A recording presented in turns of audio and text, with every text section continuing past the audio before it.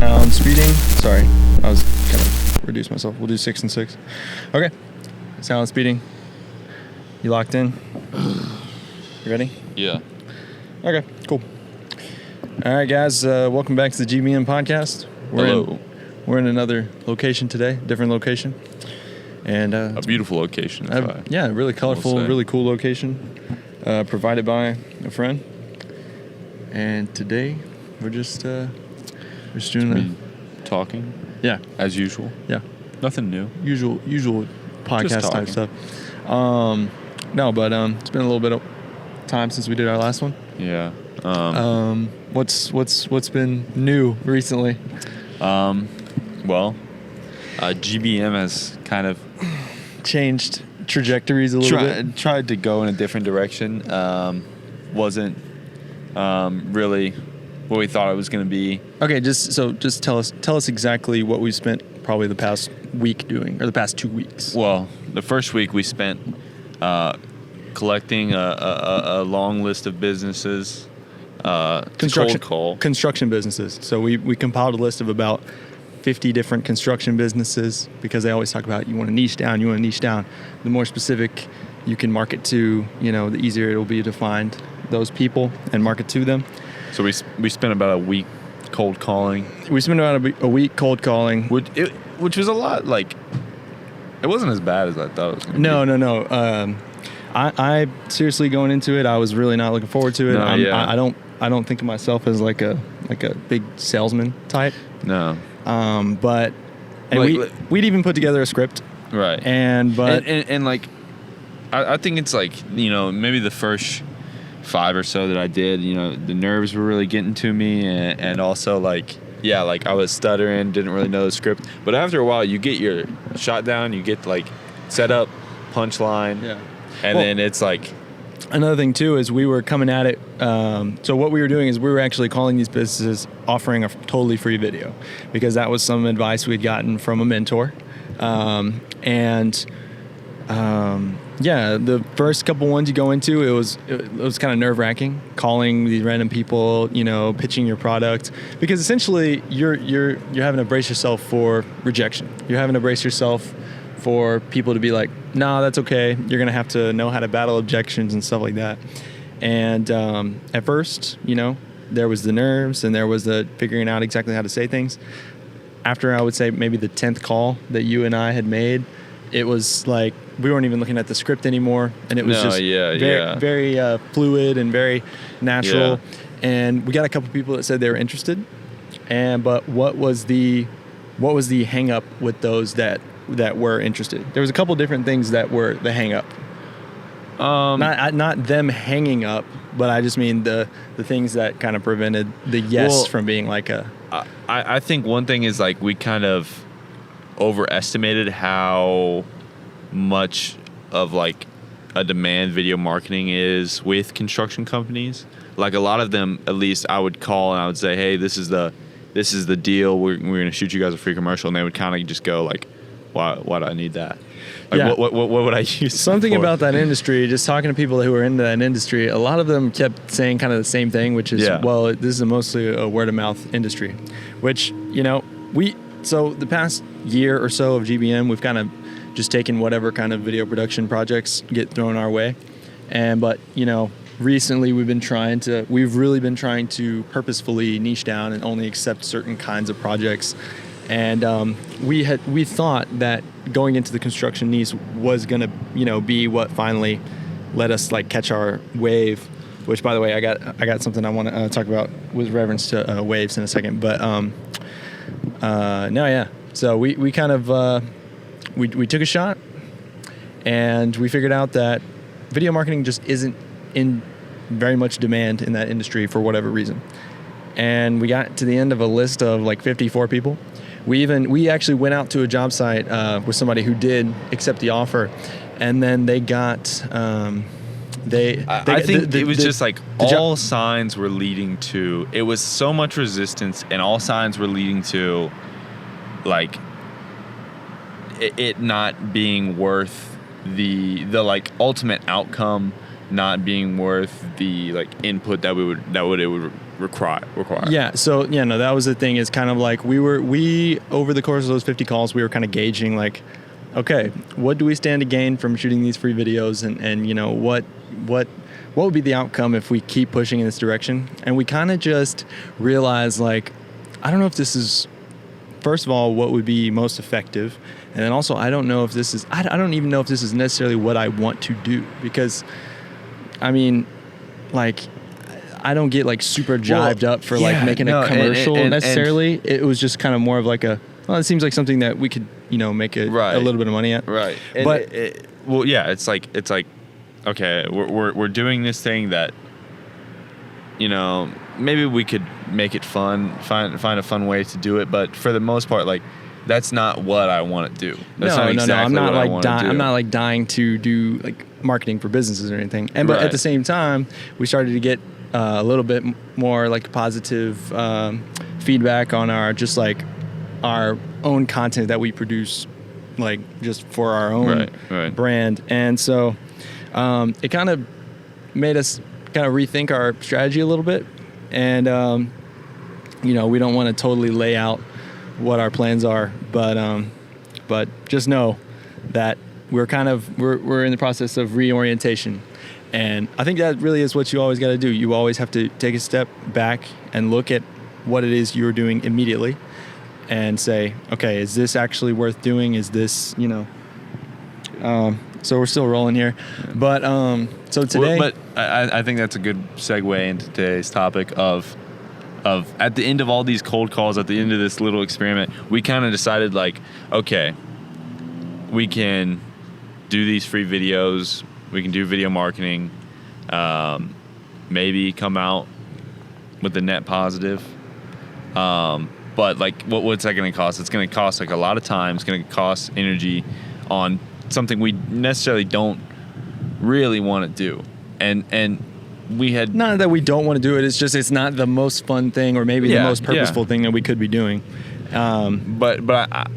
But I think we were getting a better reaction. We were getting a more positive reaction, and we were having more fun. We were making our own content, right? Doing meaningful. So, in our definition, meaningful work. I think.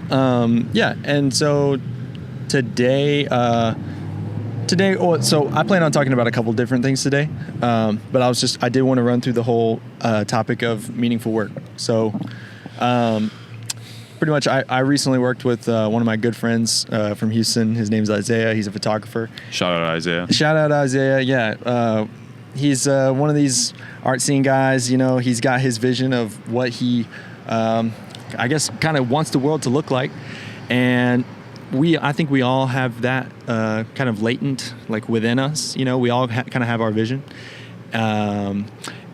But there's something that I'm just really seeing in this whole art scene thing. There's something I'm really just seeing in this like DIY kind of punk scene, which is pretty much just like these people who have an idea of what the world could be or what we could be, you know, as the human race.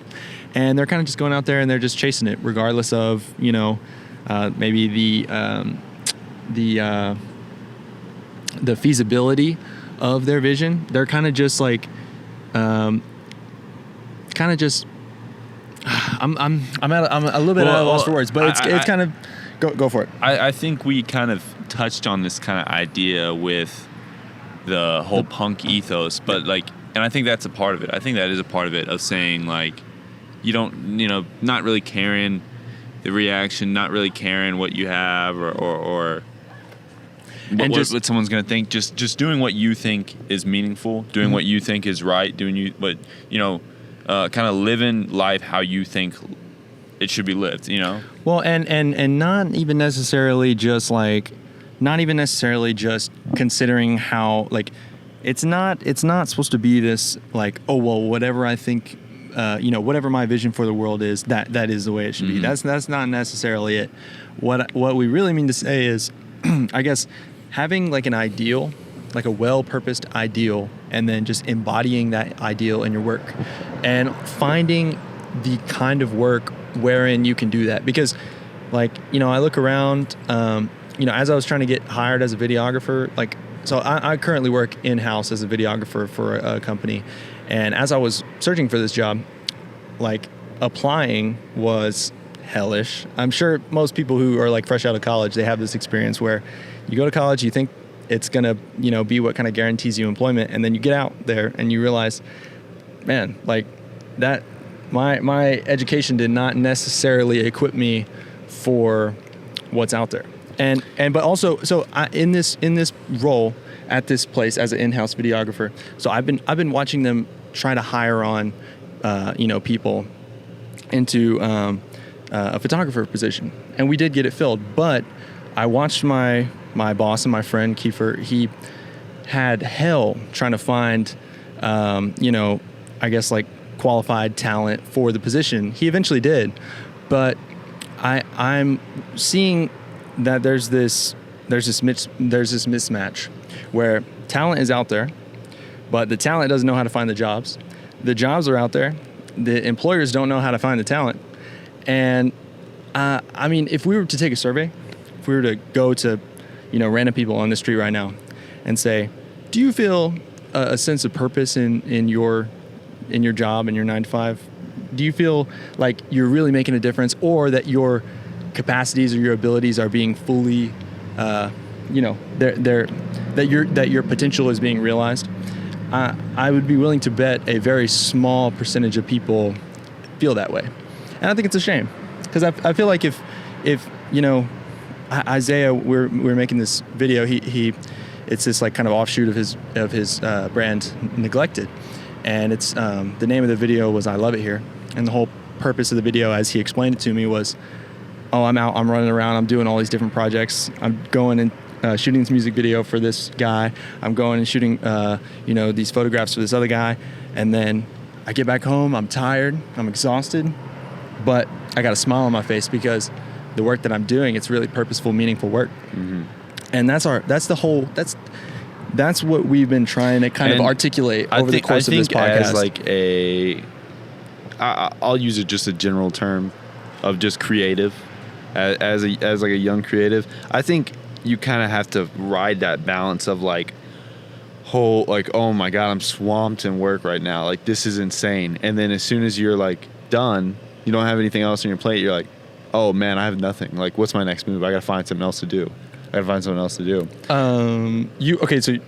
that you just reminded me of a topic. So, we had someone contact us and say they wanted to hear, how do you avoid burnout? It's like an easy answer, but I think just pace yourself. You scheduling, you got to pace yourself. You have to, like, when you're working, I think what's important is when you're working, and then when you're not working, you are like recharging and getting ready for work again. And it's like, I don't know, it is like it's the easiest answer. It's like so simple, but that's literally what it is. You organize yourself, because I think a lot of times burnout comes from not like the like quantity of work I have, but the kind of like I feel like I'm stretching myself thin, but just writing it out. However you have to organize it, or saying, okay, today I'm only gonna work on this project, and then tomorrow I'm gonna work on this project, or telling yourself, okay, I'm gonna work on this project and I'm gonna have it done by this week. Like, I'm working on a video right now. I'm editing a video right now, and it's like, man, it's tough, and it's like a really long video. But I kind of, I'm working on it. I'm just kind of getting stressed out. But I gave myself a deadline of, okay, next week it's gonna be done. And it's hard because you're putting a restriction on yourself. But also it's like, all right, well, by next week, like, whatever I got, that's what's going. And I don't know. I don't know. I don't even know if that's. I think the way of dealing with burnout is, first of all, doing the bare minimum on things that are not super meaningful to you. Because you can feel, like the work that you were truly meant to do, the work that you're put here to do, that you get a feeling when you're doing that where it's like, well, I could lose sleep like getting lost in this, and I can overclock myself because this work that I've found, it feels like play to me. Is that going to be something that's provided to you in a 9-to-5 job? That's very unlikely. In fact, in a 9-to-5 job, they have the work assigned and they have the work found for you, but it's not going to be, that work itself is not going to be stretching your creative like abilities and your creative capacities. That sort of a work, you do have to kind of define it for yourself. And I'm a big proponent of just like, you have your 9-to-5 thing where you are maybe developing a craft and it's adjacent to this this thing that you're working on, but then you have this side, the whole idea of a side hustle. I mean, I think your side hustle should connect to what you're doing during the day. Like okay, here's an example. So Einstein, apparently he took this really, really relaxed job as like some sort of a, I think it was like some train operator job or something. By the way, this is misinformation, I'm sure. I'm just butchering the story, but I'm going to get the point across here. So pretty much he took this job where he knew that he wasn't going to have to, totally drain his mental battery. But he was working on, like, during that job, he was working on these kind of like physics problems.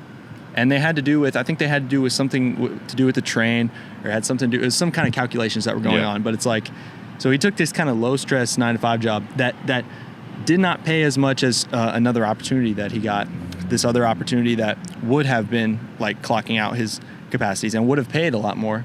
But he pretty much said, I'm going to take this kind of lesser paying job that's going to afford me more time and more mental space, and is also going to give me a little bit of like practice in this area. And then I'm going to use the extra time and use the extra space to funnel it into these other more complex problems I'm trying to solve. Right. Now, right. Well, because the problems that you're solving at your job could be more complex, but they are not the problems that you are trying to solve. You know what I'm saying? Right. So you could have these really hard problems that you have to solve in your job, and maybe they are the same field of what you're working on, but it's not the problem, or it's not the work that you're trying to do, so that when you do try to do that work, you're exhausted from this work that you're doing right now. Like Einstein, you could just pace yourself. And I think it's like... And be willing to accept a lower standard of living, and be willing to really ask yourself, what's the bare minimum that I need? That way I can afford myself this time over here, or I can afford myself. I have another friend who we've been talking a lot lately, and he's suffering from burnout. So his job is a very high stress job. He's a data analyst, and he's one of the smartest guys I know, but he talks to me, he's agonizing over this position because he says that it's just a lot of stress. They keep dry promoting him. They keep upping his responsibilities. They keep upping it's still rolling. Yeah. They keep upping his responsibilities, not upping his pay. That's just not something you can expect in a 9-to-5. Guys, look around. Like, the state of work and the state of the economy, it's not getting better. Like, every new generation that comes along, they have an opportunity to kind of like look at the problems that are there and trying to embody a solution. I'm not saying, I feel like the really easy sort of catch-all thing is, well, let's start a revolution and let's tear down all the old structures and this and that. That's not going to help you either. You have to look at what is existing, and you got to say, what incremental changes can we apply to this? Let's work from first principles. What things are we assuming here that are just flat out wrong? Like, I think one thing is just this idea that school is going to equip you for employment, or that employment is going to equip you for employment. You have to really cultivate a spirit of learning in yourself, where even in your free time, because we talked about when you're fully working, or when you're working, you got to be fully working. When you're resting, you got to be fully resting. I think, when you're resting, what kind of rest are you engaging in? Is it generative? Are you resting in a way that, once you get back to your work, you have more capacity, you have a bigger tank? Or are you resting in a way that once you get back to work, you're hungover, you're so you self-indulge so much that now you feel weaker when you're returning to work? Like, well, yeah, because it's like your rest should it should recover. It should be generative. It should be generative. Be like, oh, I'm off work. Let me just obliterate my consciousness so that when I'm back at work, I'm just like, but I hate doing this. I just want to go get drunk again. Yeah, yeah. Well, because you know what's going to get you out of this? So you hate your job, right? You really hate your job. You know what's going to help you get out of that? More mental capacity, more brain power to figure out another way.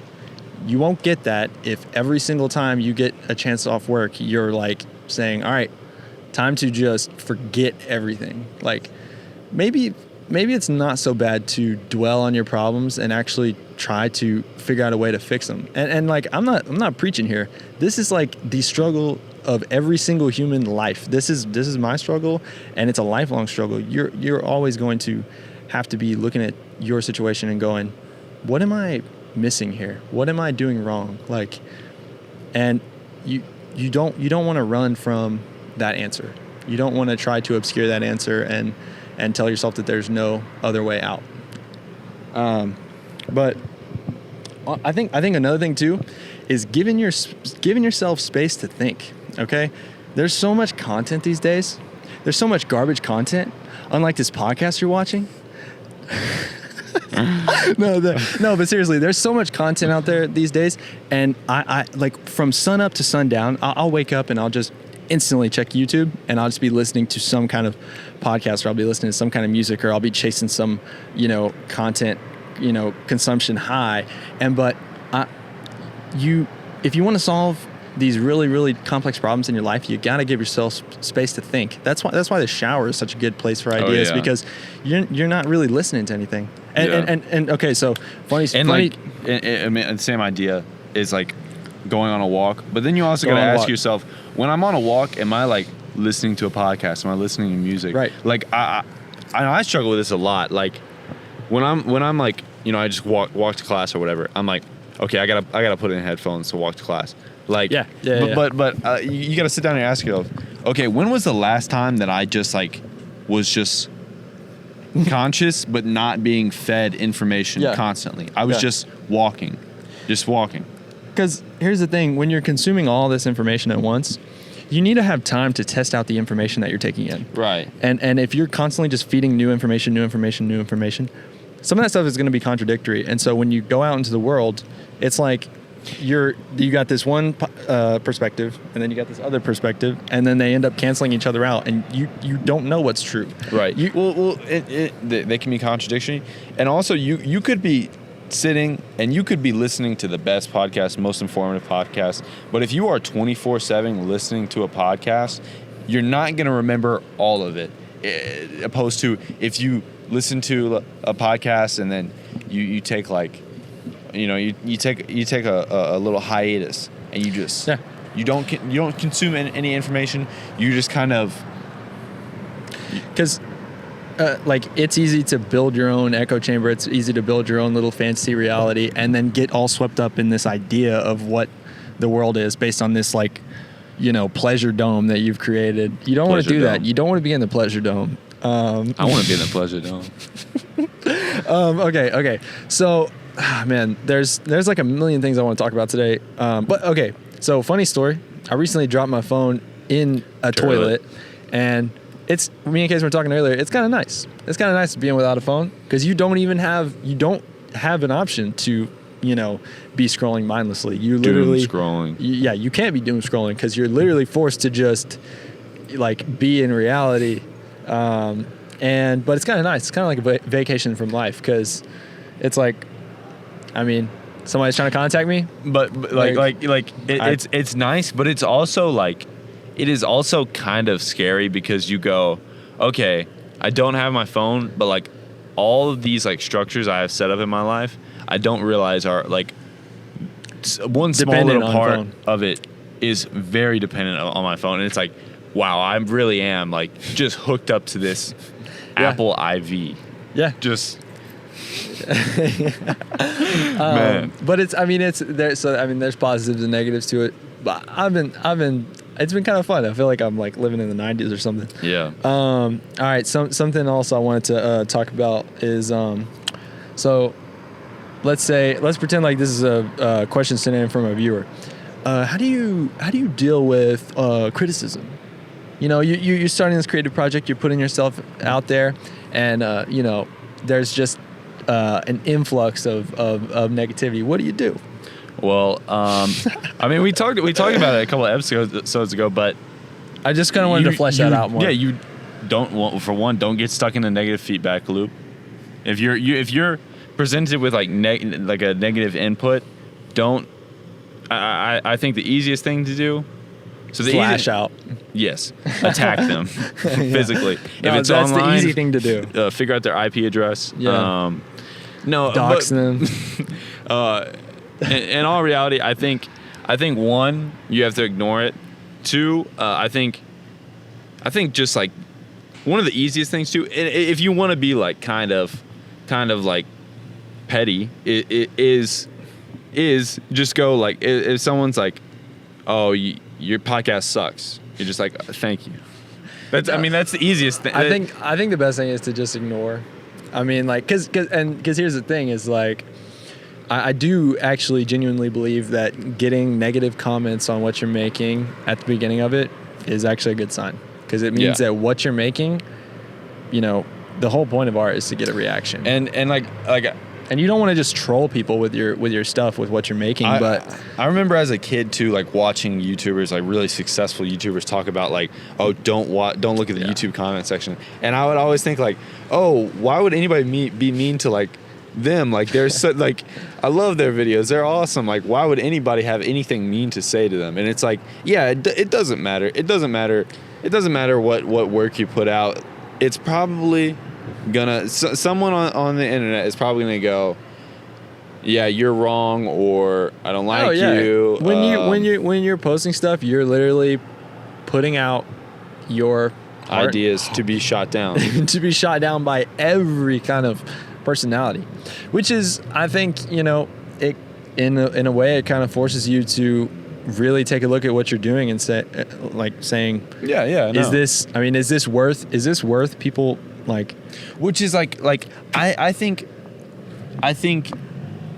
anytime there's like a negative comment or criticism about your work, I think you always gotta like, that it comes back to the purposeful work thing. It's like, if what you're doing, if you genuinely believe in what you're doing and it's for a good purpose, then you can seriously, you can deal with negativity, you can deal with criticism, because it's like the mission is that important, or the mission is that. I think it is a little bit important to look at the comment section just to see what people have to say, because it does, like, it will force you to question yourself. When you see negative comments, it will force you to question yourself, and you will for a second go, oh wow, is what I'm doing like pointless? Should I just stop? Well, okay. So pause there. Is like, if the comments are just pure negativity with no, if it's just trying to tear, down, then there's not a ton of use in engaging with it. But you should listen to people who have pointed criticisms and who say, you could have done this better, you could have done that better. Because if you're too prideful, you'll never admit when you could have done something better. So maybe if it's some random guy on TikTok telling you your video's dumb, like, you're like, okay, whatever. But if it's maybe a trusted friend, a mentor saying like, hey, a trusted source trying to offer criticism, I think that's a totally different thing. I think that's a totally different thing, and so it should be treated totally different. It should be accepted. It should be like, you should hope to get criticism. You should hope to get criticism, because the truth is, I see this happen a lot. Someone will be very early in what they're trying to do. They'll get too much positivity, and then it ends up crippling what otherwise could have been a really transformative kind of a thing. You don't want to get too much affirmation in the beginning, because if you do, you're going to go, oh man, there's no more room for growth here. I'm just good at this naturally, and like, there's no more growing or learning that needs to be done. I think that everyone, like, when you try to start something new, when you're like trying to learn something for the first time, I think everyone has this idea of, I know it's unlikely, but I'm a natural. Yeah, I'm and a natural. well, it's okay. It's literally called the Dunning-Kruger effect. The Dunning-Kruger effect is the less experienced that a person is in a given field, the more likely they're going to overestimate their capability. And the more time someone has had in a field, the more likely they are to say, "Man, I still have so much further to go." You understand, like, because you don't know what you don't know, and it's. I mean, in some sense, it's a natural thing, but like,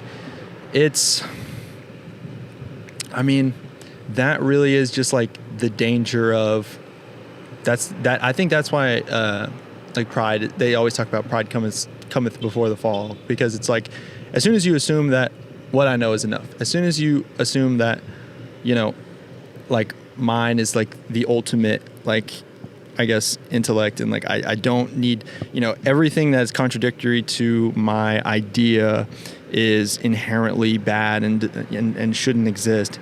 That's like a really dangerous place to be. That's a very dangerous place to be. And I think that's why you should always be questioning your kind of motives behind what you're doing, and because that's an amazing point. Yeah. Because like, do you just want to like stroke your ego, or do you really want like what is the best, like in a team situation?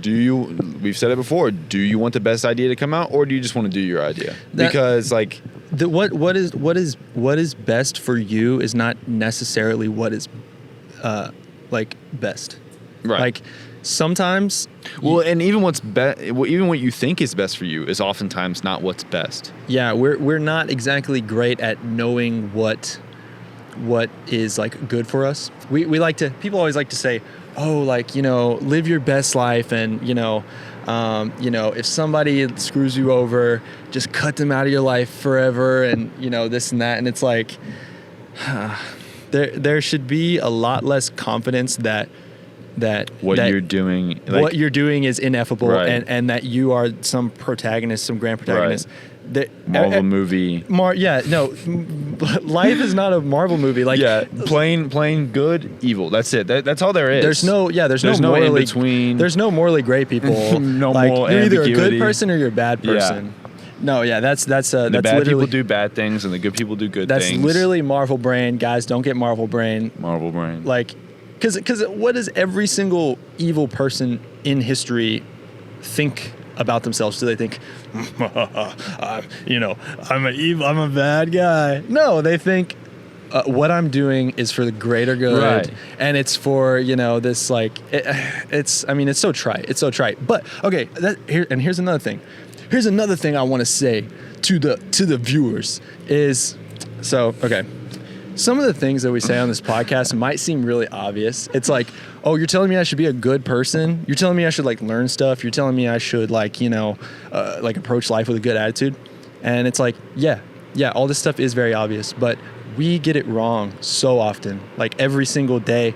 And when I'm like, tired or I'm hungry, I'm getting it wrong. I'm messing it up. Like we gotta do away with this assumption that like, I am this like ultimate force for good all the time. And like, it's not even necessarily just a reminder for like our audience. This is like a reminder for us. Everything that we are like talking about right now has been like tried and tested, and like in the next week we'll be tried and tested again, and I'll probably contradict myself in the next week. And we're gonna come back and we're gonna say, hey, we were wrong about this, or hey, we learned this. Like, if you'll remember on the Walking podcast, I said, yeah, GBM, we're cooking up a little something, and just wait, because it's going to be, and then now we're here this next week, and we're like, that didn't work.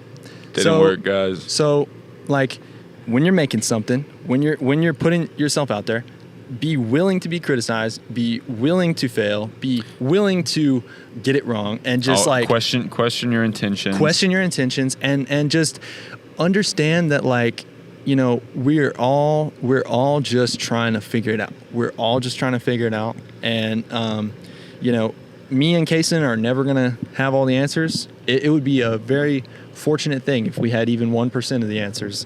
This podcast is not, telling the world. This podcast really serves the function of a lot of content that I see, which is like someone trying to publicly document their journey of self-actualization and failing, and making some progress, taking some steps forward, taking some steps back, but you got to be willing to fail. Like if you want to succeed, you got to be willing to fail. It's just it's inevitable.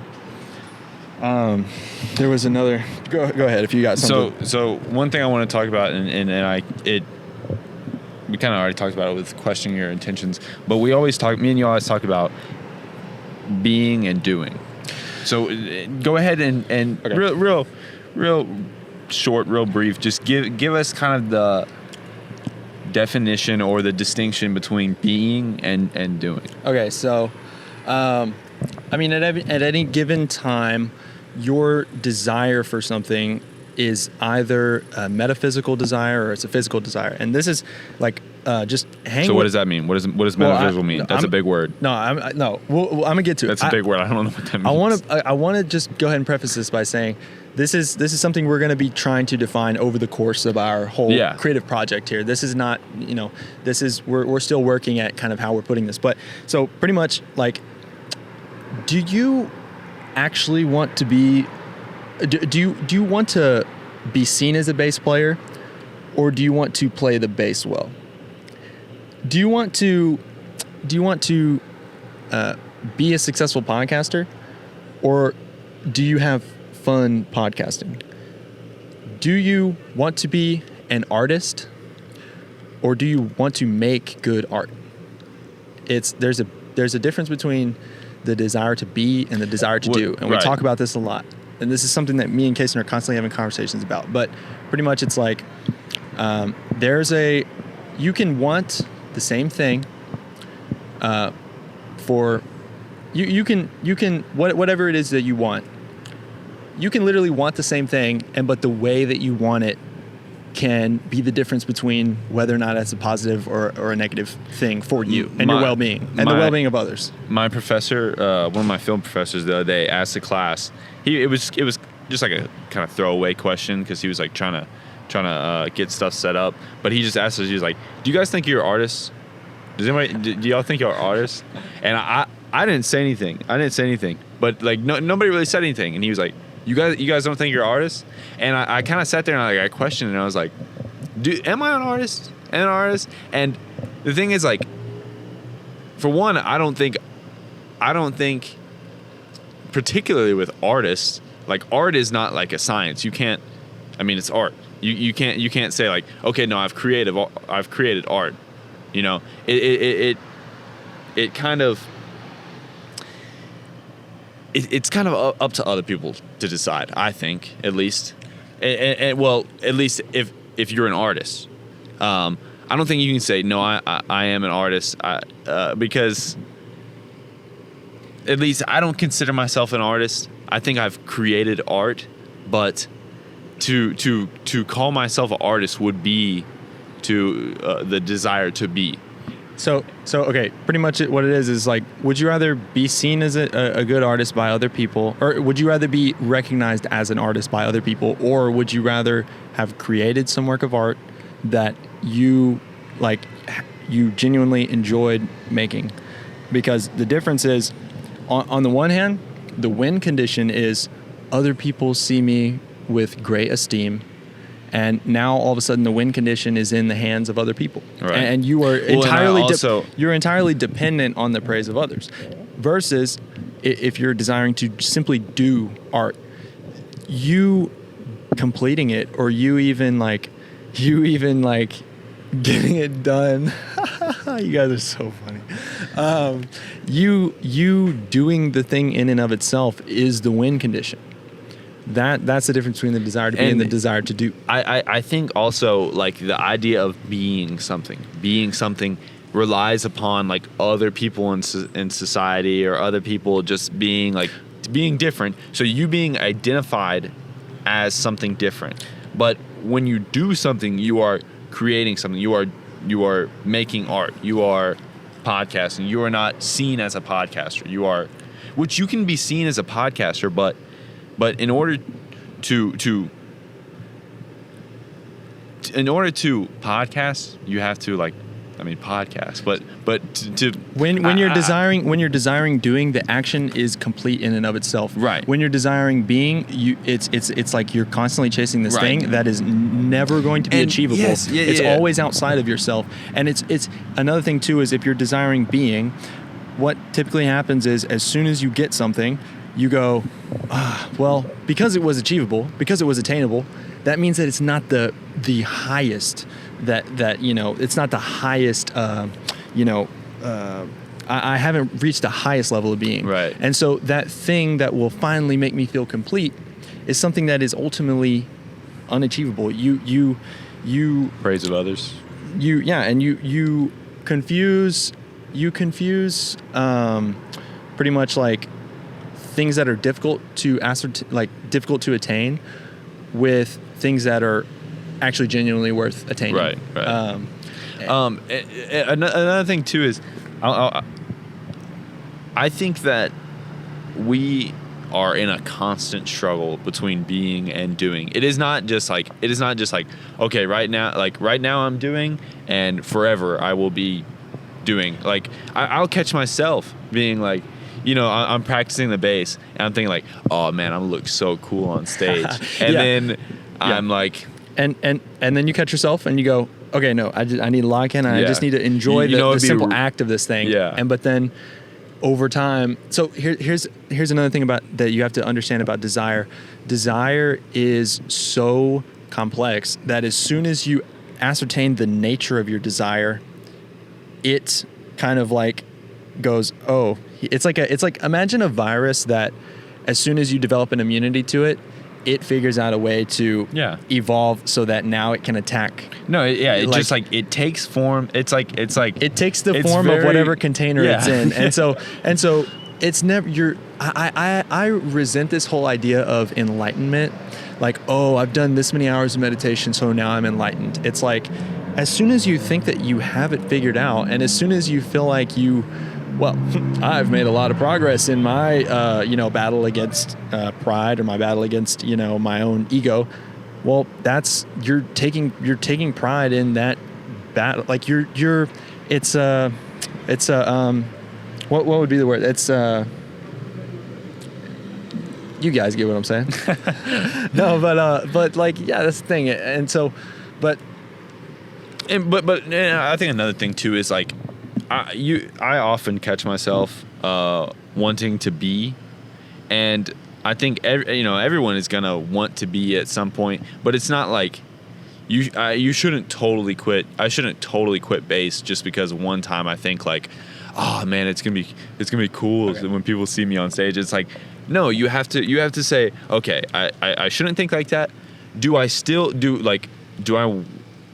want to be good at the bass? Okay, so that's a great point, and that was what I was trying to get at earlier. Is the desire to be often does precede the desire to do. You can't desire to like experience something like you weren't desiring to play the bass when you picked up the bass. Right. You were because you've never felt the joy of what it actually feels like. No one desires to play the bass, actually. Boom. Okay.